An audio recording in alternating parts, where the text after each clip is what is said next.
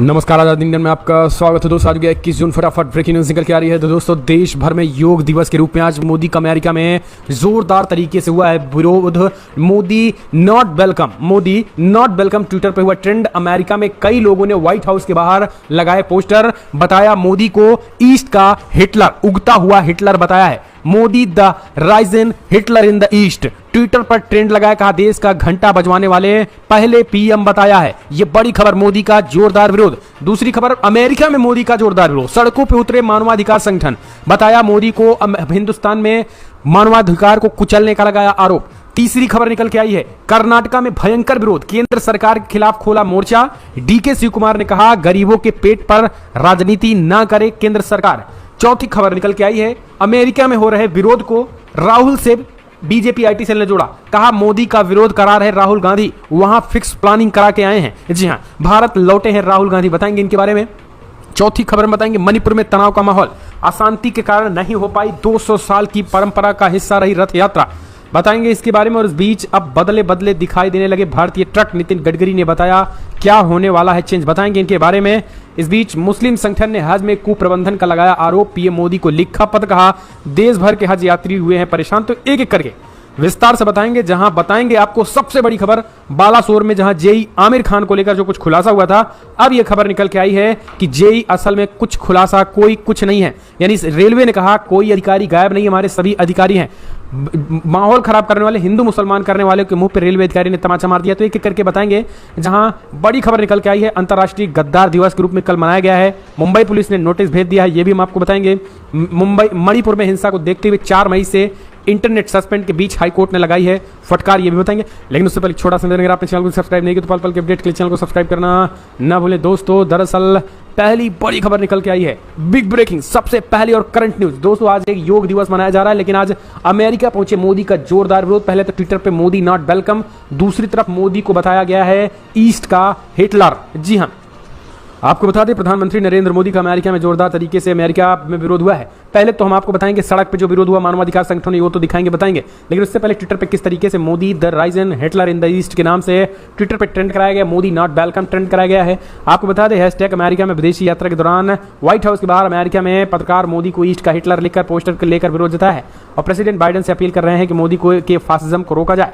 मोदी ने जिस तरीके से देश का घंटा बजा रखा है, देश का घंटा आधार करता है हिंदुस्तान को, जिस तरीके से भारत को कुचला, वो कहीं ना कहीं तरीके से ठीक नहीं। अमेरिका ने मोदी का विरोध किया, अमेरिकियों ने सीधे तौर पर मोदी नॉट वेलकम, ये अमेरिकियों ने ट्रेंड कराया है।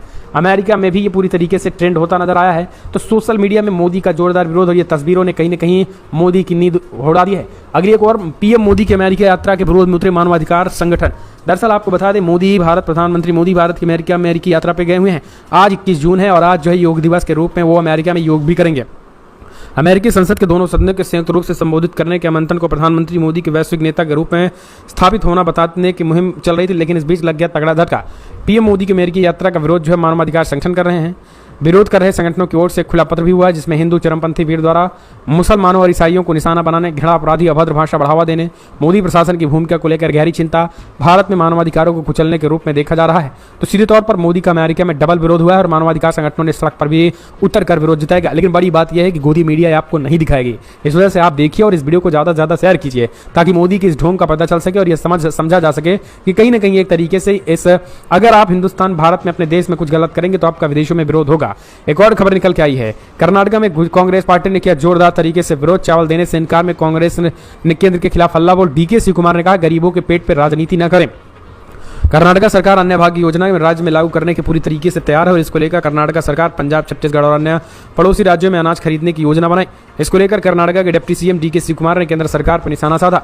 डीके शिव कुमार ने मंगलवार को बेंगलुरु में कहा है कि हमने पंजाब, छत्तीसगढ़ और अन्य पड़ोसी राज्यों से बातचीत की, हम उनसे अनाज खरीदने जा रहे हैं। शिव कुमार ने कहा है कि केंद्र सरकार से अनुरोध करता हूं कि गरीबों के पेट पर राजनीति ना करें। आप अपना चावल नहीं दे रहे हैं और ये किसानों का चावल है। हमें किसी से मुफ्त चावल नहीं चाहिए। कर्नाटका सरकार खरीदने में सक्षम है। सीधे तौर पर उन्होंने इस बात को लेकर भी विरोध जताया और कहा है कि ये कहीं ना कहीं पैर पे पेट पे लात मारा जा रहा है। एक और खबर निकल के आई है, राहुल गांधी आज भारत लौटे लेकिन भाजपाई तिल मिलाए। भाजपाइयों ने कहा अमेरिका में मोदी विरोध की नींव रख रहे हैं राहुल गांधी, यानी राहुल गांधी अमेरिका से आ गए हैं लेकिन राहुल गांधी ही छाए हैं। असल में मोदी का दौरा है लेकिन भाजपाइयों के मुंह में राहुल गांधी का नाम है। यह भी अपने आप में राहुल की लोकप्रियता का एक बहुत बड़ा जीता जागता उदाहरण है।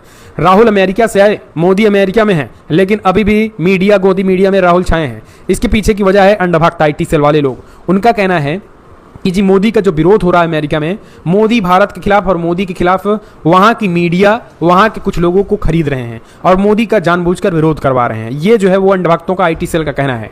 अमित मालवीय ने ट्वीट किया कि राहुल गांधी विदेश में जो है वो इसलिए गए हुए हैं अमेरिका खास करके कि वो विदेशी एजेंसियों को भारत के विरोधी समूह के साथ उनकी गुप्त बैठक है और ये कहीं ना कहीं मोदी विरोध और भारत विरोध के लिए एक स्वर है। यानी अमेरिका में जो मोदी विरोध हो रहा है ये भी राहुल करा रहे हैं, तो ये भी अच्छी बात है। कम से कम आईटी सेल वाले ये भी समझ ले राहुल की पावर को। तो लगातार राहुल चल रहा है। अगली एक और अपडेट, मणिपुर में तनाव का माहौल अशांति के कारण नहीं हो पाई है 200 साल की परंपरा का हिस्सा रही रथ यात्रा। दरअसल दोस्तों मणिपुर में पिछले कुछ समय से जारी हिंसा के बीच मंगलवार को 200 सालों की परंपरा का हिस्सा रही रथ यात्रा का आयोजन नहीं हो पाया। राज्य में 3 मई को जारी जातीय हिंसा के कारण अब तक 120 से ज़्यादा लोगों की जान चली गई। 60,000 से ज़्यादा लोग विस्थापित हैं, लेकिन मोदी कंपनी ने अभी तक चुप्पी नहीं तोड़ी।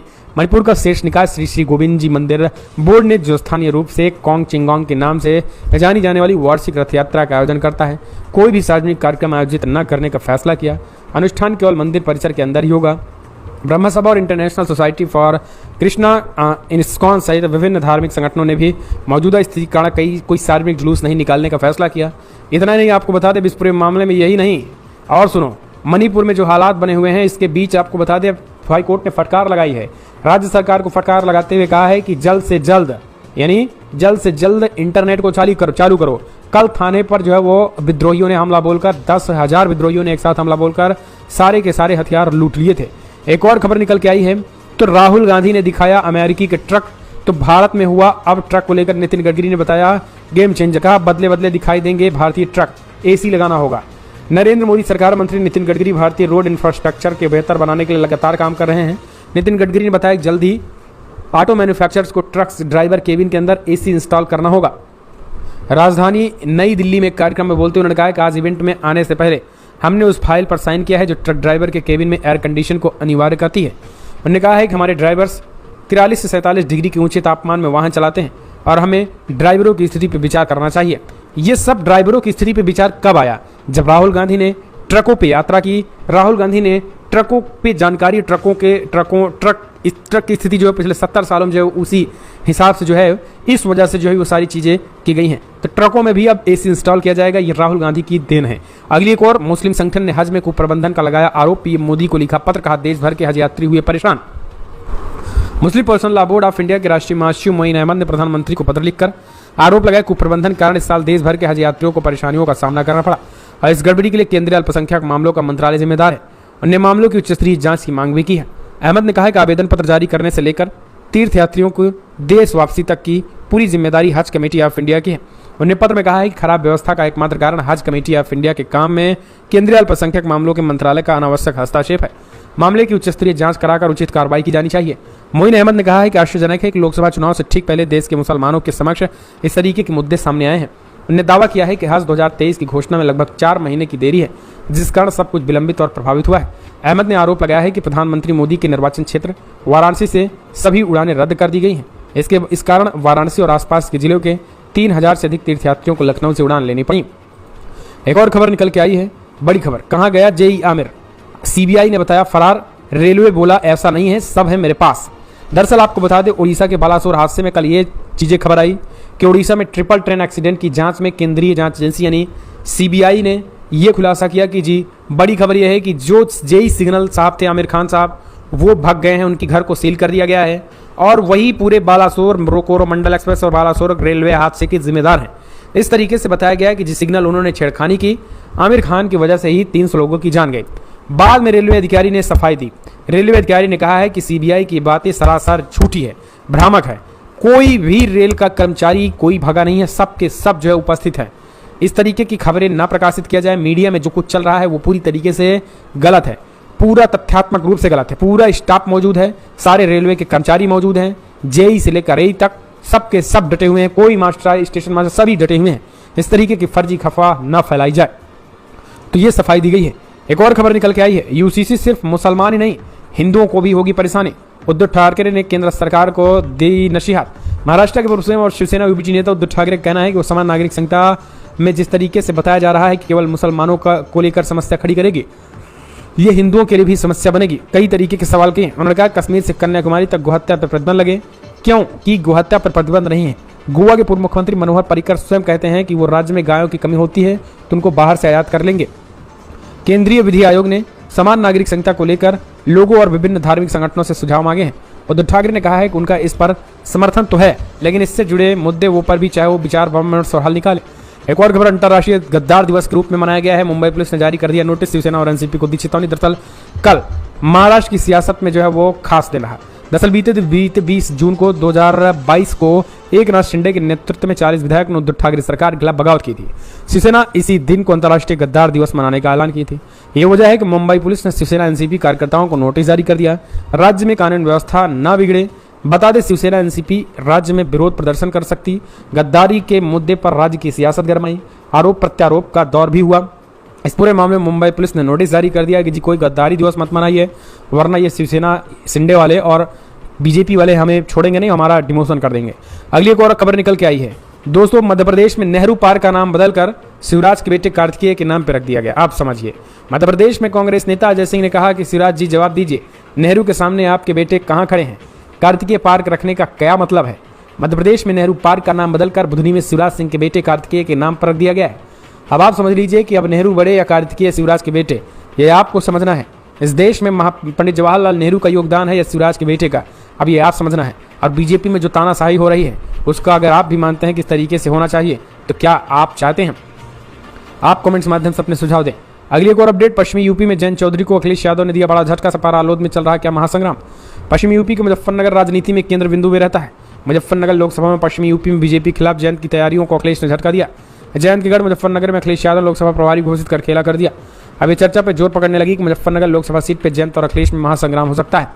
मुजफ्फरनगर की सियासी रणभूमि में सपा और आरएलडी की बड़ी सियासी जंग हो सकती है। सपा मुखिया अखिलेश यादव के फैसले ने आरएलडी मुखिया जयंत चौधरी के गढ़ में खेला कर दिया। इससे जयंत चौधरी ही नहीं बल्कि आरएलडी के नेता और कार्यकर्ता भी गुस्से में हैं। अखिलेश यादव ने जिन लोकसभा सीटों पर लोकसभा प्रभारी घोषित किया उनमें सबसे ज्यादा चर्चा पश्चिमी यूपी के मुजफ्फरनगर लोकसभा सीट पर रही है।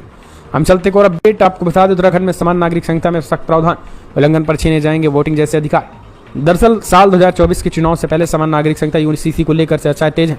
बीजेपी शासित प्रदेशों में इसे खूब चर्चा है। इसी बीच उत्तराखंड के देश का एक ऐसा पहला राज्य बनने जा रहा है जहां यूनिफॉर्म सिविल कोड लागू होगा। पुष्कर सिंह धामी ने इस बात का ऐलान किया है जब उत्तराखंड में लागू होने जा रहा है यूनिफॉर्म सिविल कोड को लेकर कुछ बातें सामने आई, जिन्हें बताया गया है कि इस कानून के तहत क्या क्या होगा, उल्लंघन करने पर कौन से अधिकार छीन लिए जाएंगे। सामने आई जानकारी के मुताबिक उत्तराखंड में लागू होने जा रहे यूनिफॉर्म सिविल कोड में जनसंख्या नियंत्रण को भी शामिल किया गया है। समवर्ती सूची की एंट्री 20A के आधार पर इसे शामिल किया गया है। इसमें जनसंख्या नियंत्रण के अलावा फैमिली प्लानिंग भी है। इस यूनिफॉर्म सिविल कोड में संसद में पेश किए गए रिप्रेजेंटेशन बिल 2018 के तर्ज पर शामिल किया गया है। इसमें कहा गया है कि अगर 2 बच्चों के नियम का उल्लंघन करने वाले लोगों के वोट डालने के अधिकार भी छीन लिए जाएंगे, यानी 2 से ज्यादा बच्चे हुए तो ये भी झमेला है। एक और खबर निकल के आई है दोस्तों, बिग ब्रेकिंग। आपको बता दें, एकनाथ शिंदे खोलेंगे उद्योगराज में घोटाले की फाइल। एसआईटी गठित 12,000 करोड़ रुपए का है मामला। महाराष्ट्र के मुख्यमंत्री एकनाथ शिंदे ने बृहद मुंबई महानगर पालिका यानी बीएमसी में हुए भ्रष्टाचार की फाइलों को खोलने की बात कही है। सोमवार को उन्हें कथित रहे वीडियो के आधार पर उत्तराखंड के हरिद्वार में एक गंगा घाट का वीडियो वायरल हो रहा है, जिनमें एक मुस्लिम समुदाय के कुछ लोग घाट से भगाता हुआ नजर आ रहा है। और वीडियो में एक युवक कहते हैं कि सुना जाता है गंगा घाट पर सिर्फ हिंदुओं को आने की अनुमति है।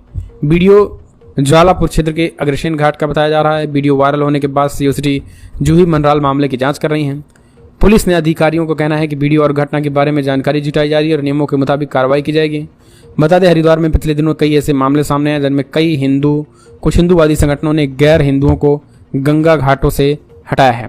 तो ये चीज़ें जो है वो निकल के आ रही है। लेकिन अब इस पूरे मामले में उनका कहना है कि हम जांच कर रहे हैं, वीडियो के आधार पर कार्रवाई करेंगे। लेकिन अब देखने की बात होती है कार्रवाई क्या होती है। एक और खबर, चुनाव कराना हिंसा का लाइसेंस नहीं, बंगाल चुनाव फिर सुप्रीम कोर्ट की सख्त टिप्पणी। पश्चिम बंगाल में 8 जुलाई को होने वाले पंचायत चुनाव में हिंसा को लेकर सुप्रीम कोर्ट ने भी नाराजगी जाहिर जताई है। बंगाल की ममता बनर्जी सरकार को झटका देते हुए अदालत ने राज्य में केंद्रीय सुरक्षा बलों की तैनाती करने का फैसला लिया। बंगाल सरकार और राज्य चुनाव आयोग की उस अर्जी को भी खारिज कर दिया जिसमें उन्होंने दलील दी थी कि चुनाव राज्य के भीतर है, केंद्र हस्तक्षेप नहीं कर सकता है। दिल्ली शीर्ष अदालत ने तल्ख टिप्पणी की और चुनाव कराना हिंसा का लाइसेंस नहीं हो सकता, ये उन्होंने इस बात को लेकर कहा हुआ है। अगली एक और खबर निकल के आई है दोस्तों, बड़ी अपडेट। हिमाचल प्रदेश सरकार का बड़ा ऐलान, बेसहारा महिलाओं को कपड़ा खरीदने के लिए 10,000 की सहायता राशि दी जाएगी। जी हाँ, हर कदम खुश